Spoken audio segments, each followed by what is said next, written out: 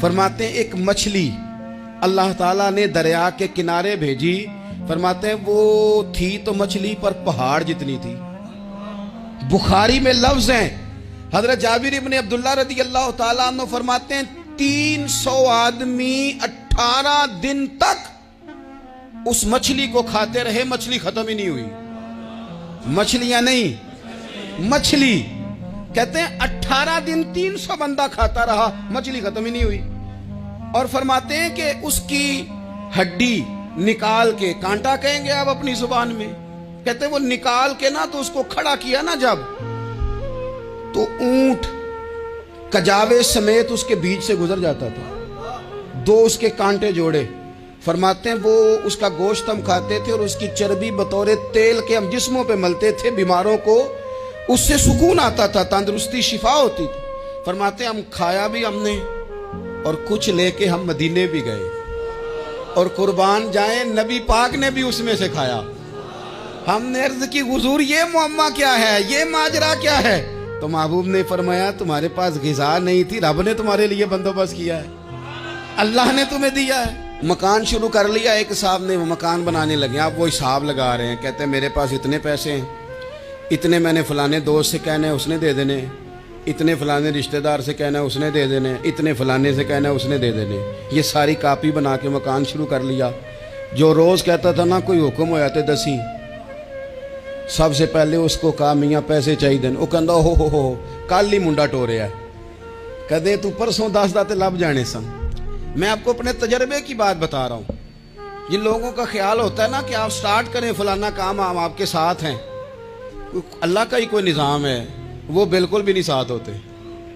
لیکن ایسا نہیں ہے کہ کوئی ساتھ نہیں ہوتا، اللہ تعالیٰ بڑے اسباب پیدا کرتا ہے، وہاں سے دیتا ہے جہاں سے گمان بھی۔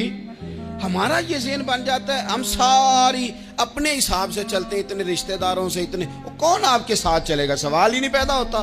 یہ سارے کام چھوڑ کے سب سے پہلے 2 رکعتیں پڑھو، اپنے رب کی بارگاہ میں، رسول کائنات کی بارگاہ میں گزارشات اور استغاثے پیش کرو، وہاں سے خیر طلب کرو۔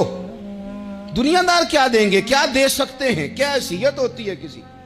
اللہ کہتا ہے وہاں سے دوں گا۔ تو جو اللہ مال دے وہ لینا چاہیے کہ رشتہ داروں کا مال دیکھنا چاہیے؟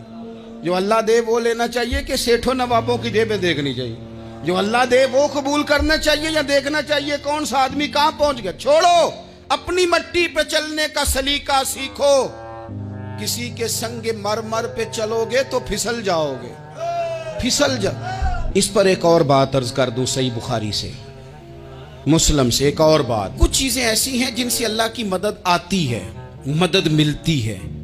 ایک چیز ان میں سے ایسی ہے جس سے بہت مدد نازل ہوتی، وہ ہے کہ جب رب آپ کو دے نا تو پھر آپ بھی اس کے رستے میں دیں، پھر مدد آتی ہے، پھر اور آتا ہے۔ بخاری مسلم میں حدیث ہے، یہ زیادہ ہی توجہ طلب امر ہے، اس پر آپ غور کریں گے۔ حضرت ابو ہریرہ فرماتے ہیں کہ نبی پاک علیہ السلام نے فرمایا ایک شخص نے بادلوں کے اندر سے آواز سنی کہ فلاں آدمی کا کھیت اور باغ خشک ہو گیا ہے، وہاں برسو اور اس کے کھیت کو سیراب کرو۔ وہ بڑا حیران ہوا کہ بادل سے آواز آ رہی۔ پھر اس نے دیکھا کہ ایک پہاڑی پر بارش ہوئی، وہ بادل وہاں برسا، پھر نالیوں سے ہوتا ہوا پانی ایک طرف چلا۔ تو جس نے آواز سنی تھی، حضور بیان کر رہے ہیں، وہ بھی پیچھے پیچھے چلا کہ پانی کدھر جا رہا ہے۔ اس نے جا کے دیکھا کہ ایک مقام پہ ایک باغ کو وہ پانی لگ رہا ہے اور ایک آدمی وہ پانی لگا رہا ہے۔ اس نے اس سے پوچھا تیرا نام کیا ہے؟ اس نے کہا کیوں؟ کہنے لگا بتا نا۔ اس نے نام بتایا تو کہنے لگا یہی تو وہ نام ہے جو میں نے بادلوں کے اندر سے سنا ہے کہ فلاں کے کھیت کو پانی دے دو۔ اس نے کہا یار تو کیا عمل کرتا ہے کہ اسپیشل تیرے لیے بارش برسے؟ یہ بخاری پڑھ رہا ہوں، سیاستہ سے حدیث عرض کر رہا ہوں۔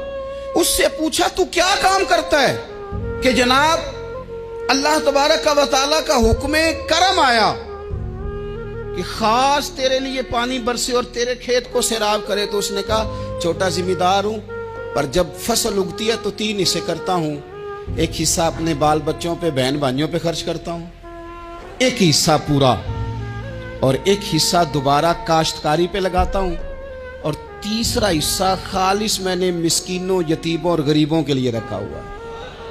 وہ جو تیسرا حصہ، اللہ کرے آپ سمجھے، وہ رب کے بندوں پہ تیسرا حصہ خرچ کرتا ہے نا، تو کریم مالک نے فرمایا جہاں سے غریب کا حصہ جاتا ہے وہ کھیت خشک نہیں رہنا چاہیے، وہ جہاں سے مسکین روٹی کھاتے ہیں وہ خشک نہ رہے، جہاں سے یتیموں کو کچھ آتا ہے کہیں اس کی فصل رہ نہ جائے۔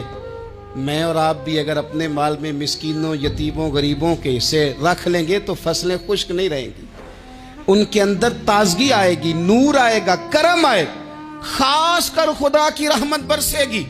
مدد اللہ سے چاہیں، اپنی توجہات کا مرکز رب رسول کی ذات کو بنائیں، پھر آپ محسوس کریں گے کہ بڑی جلدی اللہ تعالیٰ کی مدد آنے لگی ہے۔ کبھی آپ صرف کہہ دینا میرا رب میرے ساتھ ہے، اس لفظ میں اتنی طاقت ہے کہ دشمن ویسے زہر ہو جاتا ہے۔ زندگی میں کسی سے بھی لڑائی ہو اچھی طرح سوچ لیں کہ اللہ اس طرف ہے یا اس طرف ہے۔ اگر آپ زیادتی پہ ہیں تو پھر رب مظلوم کی جانب ہے۔